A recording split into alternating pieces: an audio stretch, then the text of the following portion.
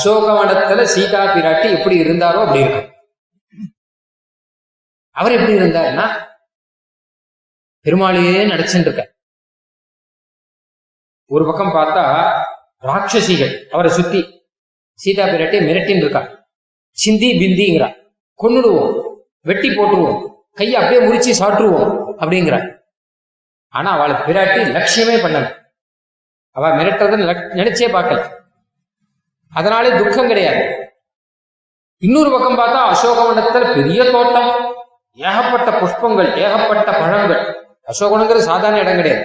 அசோகவனங்கிறது ராவணனுடைய அந்தப்புறம். அது ஆச்சரியமான இடம், பார்க்கறதுக்கே ஆனந்தமா இருக்கும்.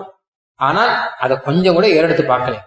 எத்தனை குயில்கள், எத்தனை மயில்கள், எத்தனை மான்கள், எத்தனை புஷ்பங்கள், எத்தனை பழங்கள், எத்தனை நதிகள், எத்தனை ஆனந்தம்.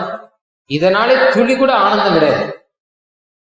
என்னன்னா அவளாலே துக்கம் கிடையாது, இவாளாலே ஆனந்தம் கிடையாது. சுகஹேதுக்கள் சுகஹேதுக்கள் அல்ல, துக்கஹேதுக்கள் துக்கஹேதுக்கள் அல்ல. பின்ன என்ன கேட்டா பெருமாள் தான் லட்சியம். இதுதான் சரணாகதி பண்ணவன் இருக்க வேண்டிய விஷயம். என்ன கேட்டா எத்தனையோ சுகம் வரும், எத்தனையோ துக்கம் வரும் வாழ்க்கையில. ஆனால் நமக்கு இது உண்மையிலே சுகம் இல்லை, இது துக்கம் இல்லை, நம்முடைய லட்சியம் பெருமாள் தான் அப்படின்னு இருந்தா நம்ம ஆனந்தமா இருக்கலாம் அப்படிங்கிறத காண்பிக்கிறது. பிராட்டி இருந்த நிலைதான் சரணாகதி பண்ணவன் இருக்க வேண்டிய நிலையா.